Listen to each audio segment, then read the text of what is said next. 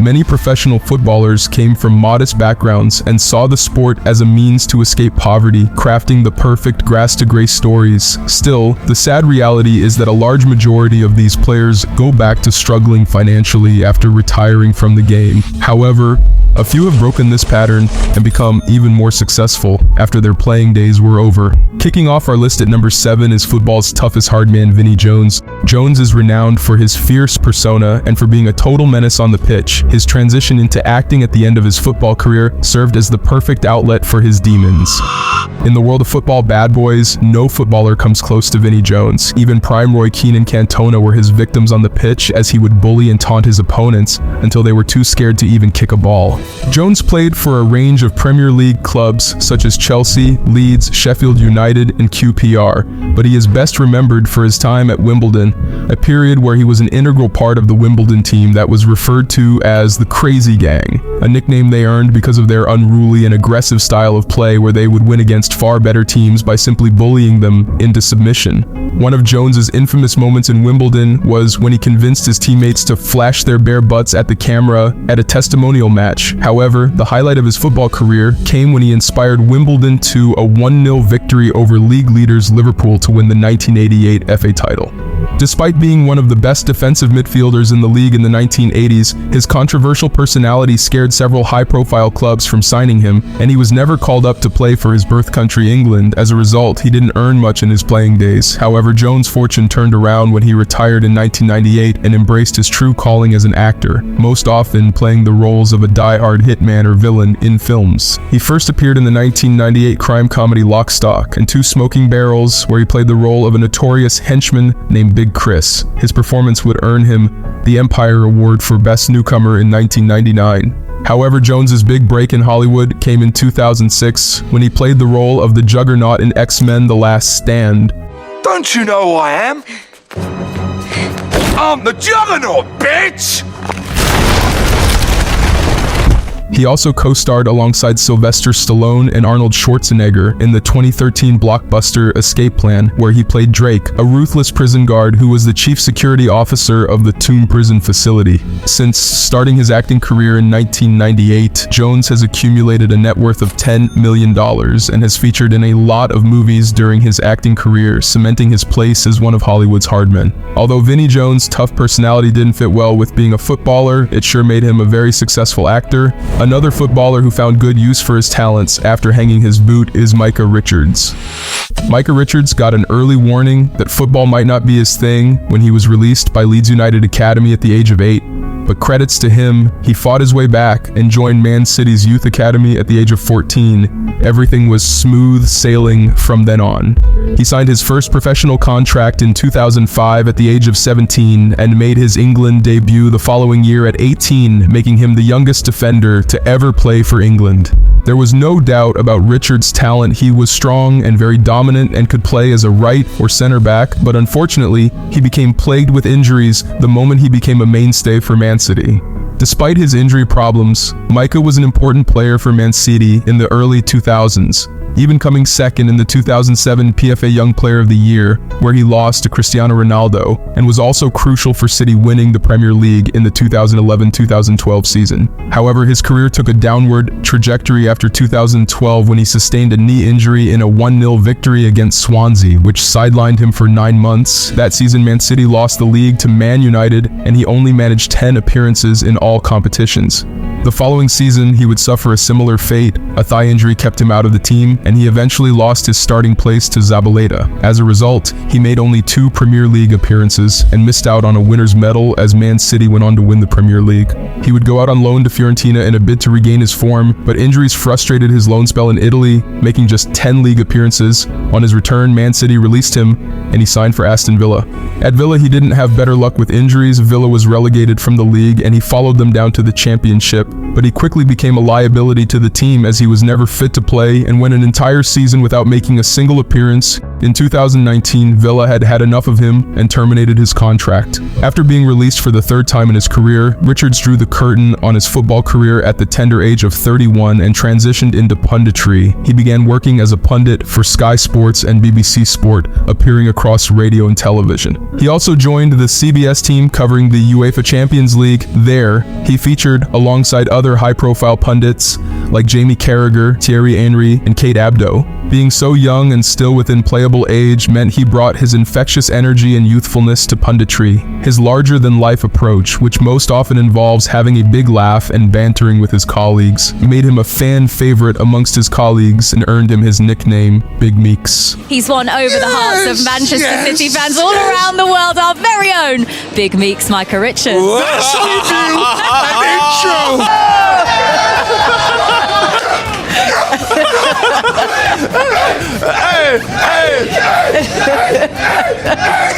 Richards' unique approach to punditry made him a delight to watch, and it is safe to say he's now more renowned for being a pundit than a footballer. Since retiring in 2019, Richard has managed to quadruple his net worth and now has an estimated net worth of $45 million. His story becomes even more inspiring considering the fact he was released 3 times by 3 different clubs and still managed to be successful against all odds. Talking about odds, Thomas Graveson knew a thing or two about betting against the odds.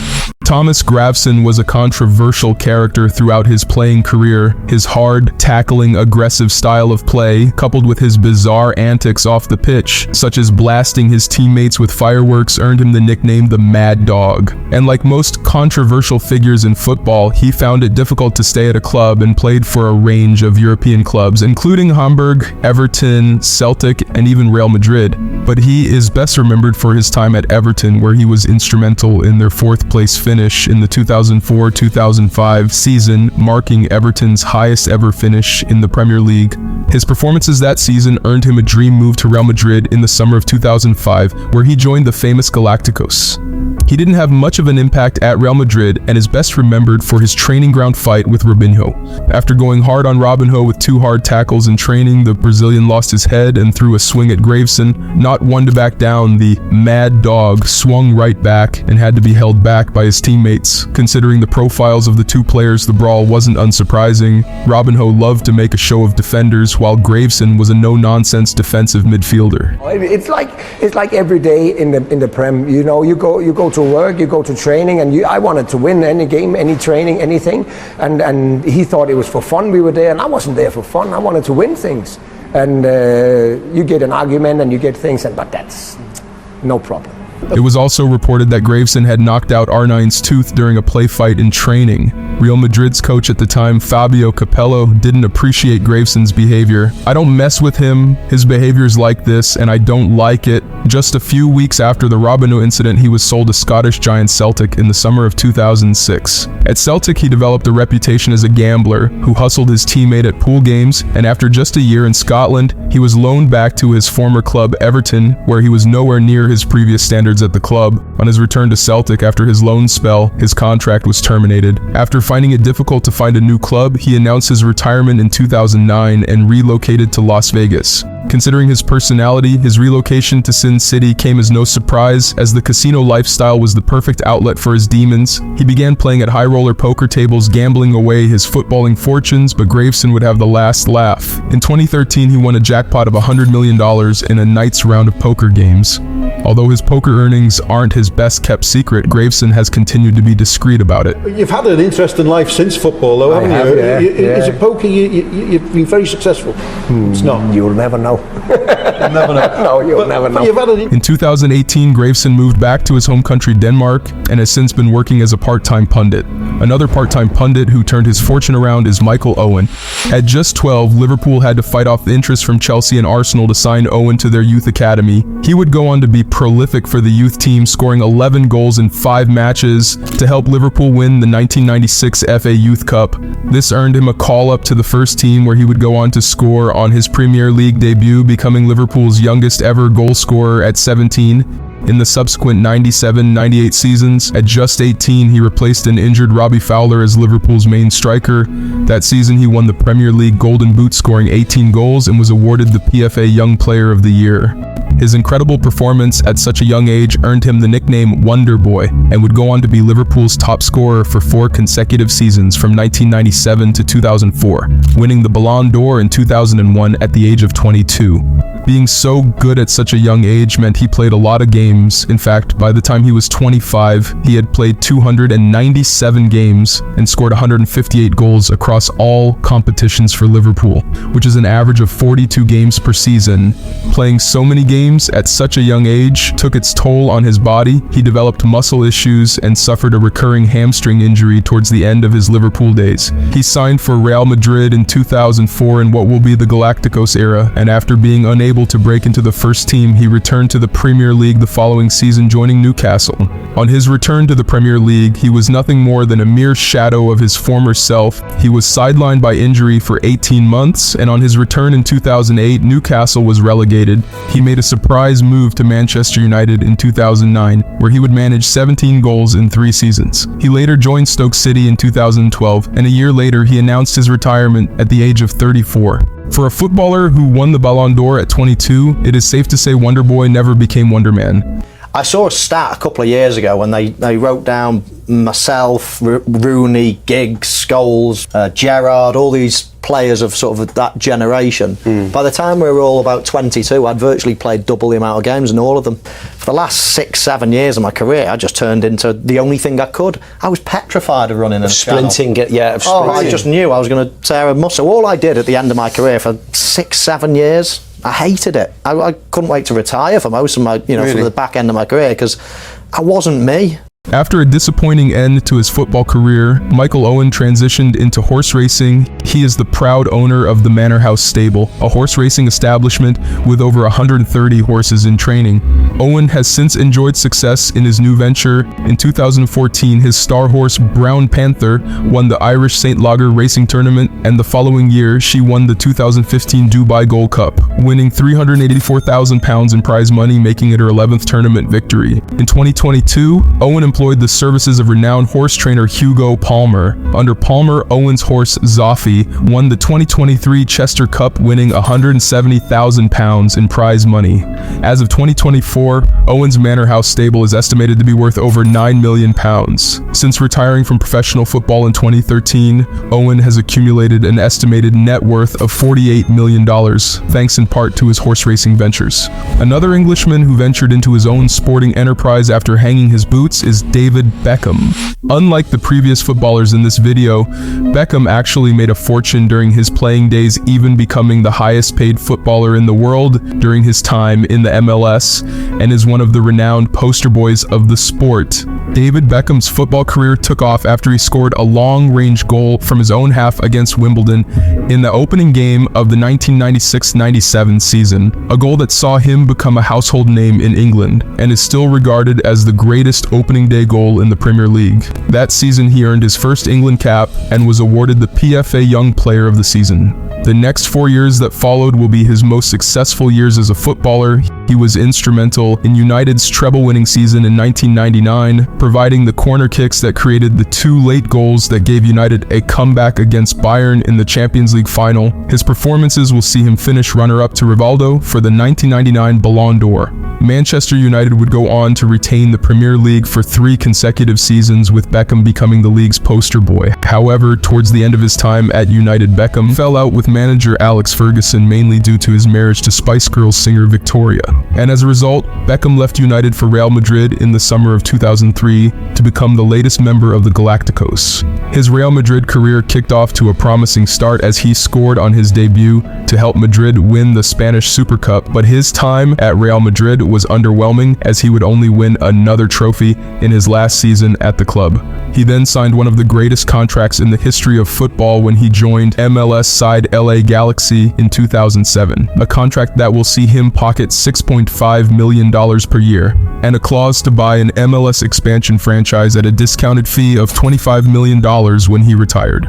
He would shuffle between LA Galaxy and AC Milan before signing with PSG in 2012. He retired a year later in 2013 2013, and just a year after his retirement, Beckham activated his franchise clause and launched Inter Miami in 2018. By 2020, the club began playing in the Eastern Conference of the MLS, and in 2023, the signing of Lionel Messi led to a significant increase in the club's revenue. According to Forbes, Beckham Inter Miami franchise now has an estimated worth of $1 billion, leaving Beckham with a net worth of $450 million. The next footballer on our list turned his post-retirement struggles into a business. Louis Saha signed for Manchester United during the 2004 January transfer window after impressing Sir Alex Ferguson in Fulham's 3-1 victory at Old Trafford. Initially poised to be a strike partner to United's main man at the time, Ruud van Nistelrooy, Saha's time at Old Trafford was plagued by injuries. His only notable contribution at Manchester United was his 2006 heroics in the League Cup, where he was the top scorer and also scored in a 4-1 victory against Wigan in the final to hand United the League Cup title. In his remaining years at United, due to reoccurring injury problems, he was never a starter and was mostly used as a substitute, and in 2008, after the arrival of Carlos Tevez from West Ham, he was sold to Everton. At the time of his transfer to Everton, Saha was nursing a knee injury, and as a result, he agreed to a 2-year pay-as-you-play contract where he offered to train without being paid while injured. At Everton, his injury problems continued, and just like at United, injury kept him in and out of the team. However, he managed to have a much bigger impact at Everton, which earned him a 2-year contract extension till 2012. At the end of his time at Everton, he found it difficult to sign a long-term contract. He signed a 6-month deal with Spurs in 2012, after which he joined Sunderland on a 1-year deal, but after making 14 appearances without scoring a single goal, his contract was terminated just after 5 months at the club. He then joined Lazio on another 6-month deal, where he was later released by the club. As if he didn't suffer enough after retiring in 2013, he got divorced and had to pay half of his career earnings to his wife as part of the divorce settlement. His tragic experiences as a footballer would, however, inspire him to create the Access Stars app, a platform where professional footballers can seek expert financial advice and professional help during crises. Why do I like Access Stars community? It puts people together, like-minded people, makes opportunity for them. You learn new things along the way, you make friends, you have fun. I mean, come on. What are you waiting for? It's very innovative and forward-thinking, and one not to miss out on. His Access Star platform, just like the name implies, boasts an ultra-rich client base, and as of 2024, Access Star has over 550 ex-professional footballers using the platform and now has an estimated worth of £3.5 billion, giving Saha an estimated net worth of £4 billion. Since we are now talking about football billionaires, let me introduce you to Mr. Mathieu Flamini. After turning down a long-term contract at his boyhood club Marseille, Flamini signed for Arsenal in the summer of 2004 in hopes of getting more playing time. However, during his time at Arsenal, he hardly got a starting shirt and was mostly used as a backup midfielder for Abu Dhabi. One of his best moments at Arsenal was his 25-yard screamer in Arsenal's 3-1 victory against Newcastle. In the summer of 2008, Flamini joined Italian giant AC Milan. It was during this time that he co-founded GF Biochemicals, a biochemical company that produces levulinic acid, a plant-based alternative to petrochemical products used in the production of drugs, plastics, and cosmetics. He was also crucial for Milan in winning the league in 2010. However, in his final seasons at Milan, a knee injury kept him out of the team, which led to his departure from the club. He returned to Arsenal in 2013 for a second stint at the club and contributed to their FA Cup triumph in 2013 and 2015. He would go on to have stints with Crystal Palace and Getafe before hanging his boots in 2019.